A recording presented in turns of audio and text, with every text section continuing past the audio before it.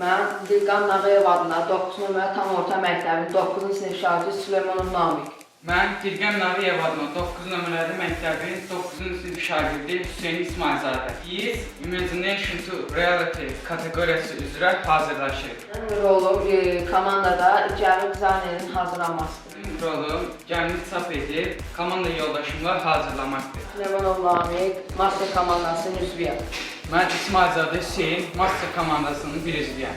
Biz beynəlxalq SAF 2025 festivalına hazırlaşırıq.